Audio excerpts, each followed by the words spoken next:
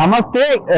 మొత్తానికైతే నిన్నటి నుండి తెలంగాణలో బర్నింగ్ టాపిక్ నిలుస్తున్న కేంద్ర మంత్రి వర్యులు తనయులు బండి సాయి భగీరథ్ గారి హనీ ట్రాప్ ఇష్యూ పైన మనతో పాటు మాట్లాడడానికి భారతీయ జనతా పార్టీ నాయకులు అయితే ఉన్నారు. శ్రీకాంత్ గారు నమస్తే. చెప్పండి, నిన్నటి నుండి చూస్తున్నారు, మీడియాలో మొత్తం హాట్ టాపిక్ గా ఉంది, ఎలా చూస్తారు దీన్ని? అందరికి జై శ్రీరామ్. మీరు మొదటగా గమనించాల్సిన విషయం ఏమిటంటే, మన చిన్నతనంలో చూస్తాం, ఒకరు ఎదుగుతున్నారంటే పైకి ప్రత్యర్థులు కూడా గట్టిగా బాగా పునాది చేసుకుని ఉంటారు, ఎప్పుడు అనేది దించేయాలని చెప్పి. ఆ ఎదిగే క్రమంలో మన కార్పొరేటర్ స్థాయి నుండి కేంద్ర హోంశాఖ సహాయ మంత్రి వారు అలుపెరుగని పోరాటం చేసి ఈ స్థాయికి చేరుకున్నాడు మన బండి సంజయ్ అన్న గారు. దానిలో భాగంగా ఆయనను ఎదుర్కొనే శక్తి లేదు, డైరెక్ట్ ఢీకొనే శక్తి లేదు, వాళ్ళకు ఒక అస్త్రం కావాలి, కొడుకు. లూజ్ ఓపిల్స్ ఏం లేవు, లూజ్ ఓపిల్స్ సంజయ్ అన్నకి లూజ్ ఓపిల్స్ లేవు అని ఒక సిద్ధాంతం. జనాలంటే పిచ్చి ఆయనకి, వేరే ఏం లేదు. ఎవరికి ఏ కష్టం వచ్చినా అక్కడ వాలిపోతాడు. అలా కొడుకు ఎటు పోతుండు, ఏం చేస్తుండు, దాని మీదనే ఫోకస్ పెట్టారు ప్రత్యర్థులు. దానిలో ఒక అంశం తీసుకొని ఒక మచ్చని ఈయన మీద, రాజకీయ జీవితం మీద పూయాలనుకుంటున్నారు. ఇది చాలా తప్పు.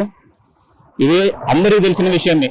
స్కూల్ డేస్ లో ఏం జరుగుతుంది, కాలేజ్ డేస్ లో ఏం జరుగుతుంది, అది ఒక చిన్న విషయాన్ని, ఆవగించుతున్న విషయాన్ని ఈ రోజు మొత్తం నేషనల్ మీడియా, సోషల్ మీడియా మన అంతవరకు పోతుందనంటే మన బండి సంజయ్ ఎంత బలవంతుడన్నా ఒక్కసారి మీరు గమనించాలి. మన ప్రజలందరూ, ఒక సీఎం హోదా ఉన్న కలిగిన వ్యక్తి, రానున్న భవిష్యత్తులో ఒక బీసీ ముద్దు బిడ్డ సీఎం అయ్యే అవకాశం ఉంది. సో దీని అనుగుణంగా చేసుకుని ప్రత్యర్థులు రాజకీయ నసి పూయాలనుకుంటున్నారు. ఇది ఎవ్వరికి సాధ్యం కాదు. ప్రజలందరూ గమనిస్తున్నారు. సంజయ్ ఎసొంటోడు, ప్రత్యర్థులు ఎసొంటోళ్ళు. మేమేం చేయాలని మీరు ఎన్ని ఆరోపణలు చేసినా ఈ రాజకీయ కక్షలో భాగంగానే ఇది అర్థం చేసుకోవచ్చు. ఇందులో బీఆర్ఎస్ పాత్ర ఎలా ఉందంటారు ఈ ఇష్యూ పై? ఏ బీఆర్ఎస్ ఇక అర్కతిన పార్టీ ఏడ బొక్క దొరుకుతుందా అని చూస్తారు అంతే. లేకపోతే లూజ్ టాక్, అది ఏం మాటలన్నా, మాట్లాడడానికి అసలేదు.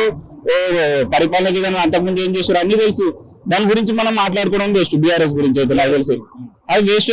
అది అపోజిషన్ పార్టీ అని చెప్పి కూడా వేస్ట్. గదే అయ్యని అడిగి ఓట్లు అడుగుతాడు రేపు మళ్ళీ వచ్చి. మళ్ళీ అనే ఏం చేసింది, మనం దాన్ని సమర్థవంతంగా ఎత్త ఢీకొనాలి. గత బీఆర్ఎస్ పాలన ఏం చేసిర్రు, మనం ఏం చేయబోతున్నాం చెప్తే ఖచ్చితంగా అధికారం మనది. భారతీయ జనతా పార్టీకి అధికారం ఇస్తారు.